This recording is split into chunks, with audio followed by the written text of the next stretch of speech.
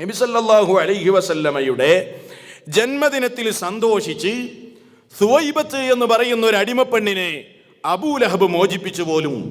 അത് കാരണം എല്ലാ തിങ്കളാഴ്ചയും അബൂലഹബിന് നരകശിക്ഷയിൽ നിന്ന് ഇളവ് ലഭിക്കുന്നുണ്ട്. അതുകൊണ്ട് വഹാബികളെ, റസൂൽ സല്ലല്ലാഹു അലൈഹി വസല്ലമയുടെ ജന്മദിവസം, റസൂലിന്റെ ജന്മദിനം ആദരിച്ചതിന്റെ പേരിൽ കൊടിയ മുശ്രിക്കായ അബൂലഹബിന് പോലും സ്വർഗത്തിൽ കൂൾ ഡ്രിങ്ക്സ് കിട്ടുന്നു. അതുകൊണ്ട് ജന്മദിനം ആഘോഷിച്ചോ, തെളിവ് പിടിച്ചോ എന്നും പറഞ്ഞിട്ടാണ് തെറ്റായ നിലക്ക് ഈ ഹദീസിനെ ദുർവ്യാഖ്യാനം ചെയ്യാറുള്ളത്. നമ്മൾ മനസ്സിലാക്കണം സഹോദരങ്ങളെ, ആരാ അബൂലഹബ്? അബൂലഹബ് ആരാ? കേട്ടാ വിചാരിക്കും സമസ്തയുടെ പ്രസിഡന്റാണ്. ആരാ അബൂലഹബ്? അബൂലഹബ് എന്ന് പറഞ്ഞാൽ ഖുർആൻ പേരെടുത്ത് ശപിച്ച ഒരു വ്യക്തിയല്ലേ അബൂലഹബ്. ആ അബൂലഹബിനെയാണ് നബിദിനം ആഘോഷിക്കാൻ തെളിവ് പിടിക്കുന്നത് ഇല്ലേ? നബി സല്ലല്ലാഹു അലൈഹി വസല്ലമയെ അങ്ങേയറ്റം ദ്രോഹിച്ചു ഇല്ലേ? തൽഫലമായി ശാശ്വതമായി നരകത്തിൽ കടന്ന് വെന്തരിയുമെന്ന് ഖുർആൻ ഉറപ്പിച്ചു പറഞ്ഞ വ്യക്തിയാണ് അബൂലഹബ്. സൂറത്തുൽ മസദ് അറിയാത്ത ആളുകൾ ഉണ്ടാകില്ല. തബ്ബത് യദാ അബീ ലഹബ്, അബൂലഹബിന്റെ ഇരു കരങ്ങളും, അബൂലഹബ് നശിച്ചിരിക്കുന്നു, അവന്റെ ഇരു കരങ്ങളും നശിച്ചിരിക്കുന്നു എന്ന് ഖുർആൻ പറഞ്ഞതല്ലേ? നോക്കൂ നിങ്ങൾ. എന്നാൽ ആ അബൂലഹബിന് നരകത്തിൽ ശിക്ഷ ഇളവ് ചെയ്തുകൊണ്ട് വിരലുകൾക്കിടയിലൂടെ വെള്ളം കുടിപ്പിക്കപ്പെടുമെന്നാണ് ഇവരുടെ വിശ്വാസം. തെളിവോ? സഹീഹുൽ ബുഖാരിയിലുള്ള ഹദീസിനെ വളച്ചൊടിക്കുക. ശരി, ബുഖാരിയിൽ അങ്ങനെ ഉണ്ടോ? ആദ്യം അത് പരിശോധിക്കാം. എന്താ ബുഖാരിയിലുള്ളത്? കേട്ടോളി. താബിഉകളിൽപ്പെട്ട ഉർവ റളിയല്ലാഹു അൻഹു പറയുകയാണ്. എന്താ അദ്ദേഹം പറയുന്നത്? വസുവൈബത്തു മൗലാത്തു ലി അബീ ലഹബിൻ. ബുഖാരിയിലുള്ള ഓരോ പദങ്ങളും വായിച്ചിട്ട് അർത്ഥം പറയുന്നത് കേട്ടോ. വസുവൈബ, സുവൈബ എന്ന് പറയുന്ന അടിമ സ്ത്രീ മൗലാത്തു ലി അബീ ലഹബിൻ, അബൂലഹബിന്റെ അടിമ സ്ത്രീ ആയിരുന്നു. വകാന അബൂലഹബിൻ അഅ്തഖഹാ, അബൂലഹബ് സുവൈബയെ മോചിപ്പിച്ചു. ഫഅർളഅത്തിൻ നബി സല്ലല്ലാഹു അലൈഹി വസല്ലം, അങ്ങനെ നബി സല്ലല്ലാഹു അലൈഹി വസല്ലമക്ക് മുലയൂട്ടി.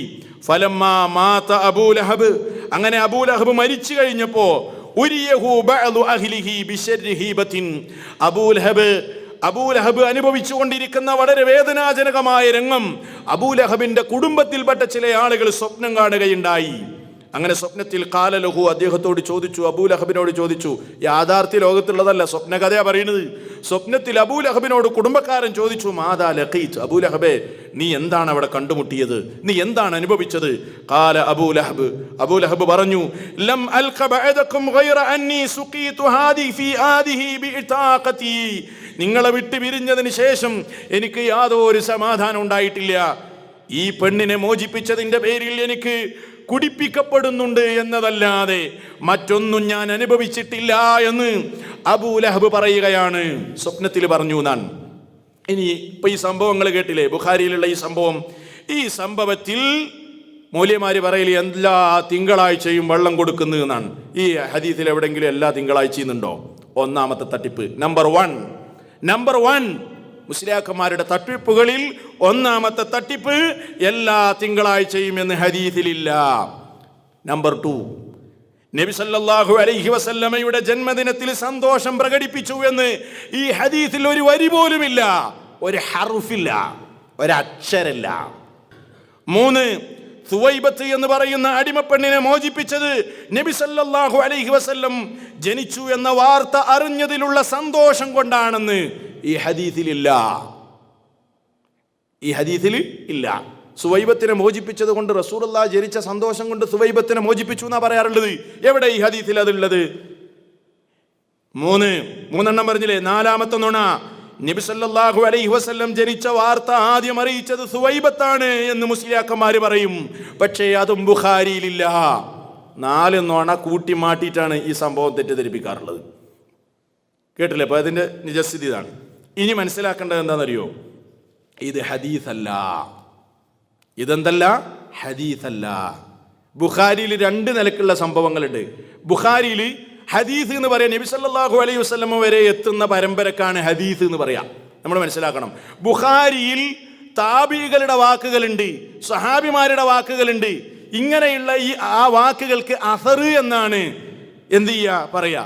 എന്നാൽ ഹദീസ് പണ്ഡിതന്മാരുടെ സാങ്കേതികമായ പ്രയോഗത്തിൽ ഹദീസ് എന്ന് പറയണമെങ്കിൽ റസൂൽ സല്ലല്ലാഹു അലൈഹി വസല്ലമയുടെ വാക്കുകൾക്ക്, അവിടുത്തെ ഫിഅലുകൾക്ക്, അവിടുത്തെ മൗനാനുവാദങ്ങൾക്ക്, അതിനാണ് ഹദീസ് പണ്ഡിതന്മാരുടെ സാങ്കേതിക പ്രയോഗത്തിൽ ഹദീസ് എന്ന് പറയുന്നത്.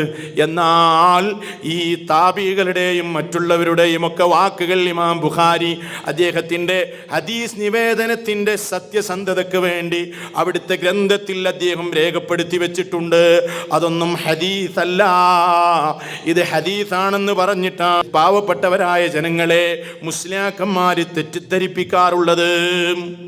വസ്തുത എങ്ങനെയാണെങ്കിലും ഇവർ പറയും ബുഖാരി ഉദ്ധരിച്ച ഹദീസാണെന്നാണ് ഇവർ പറയുക. ബുഖാരി ഉദ്ധരിക്കുന്ന ഹദീസ്, ഇമാം ബുഖാരി ഹദീസ് രേഖപ്പെടുത്തുന്ന വിഷയത്തിൽ കള്ളക്കഥകൾ രേഖപ്പെടുത്താത്ത മഹാനാണെന്ന് പറഞ്ഞിട്ട് ഇവർ സാധാരണക്കാരെ തെറ്റിദ്ധരിപ്പിക്കാറുണ്ട്.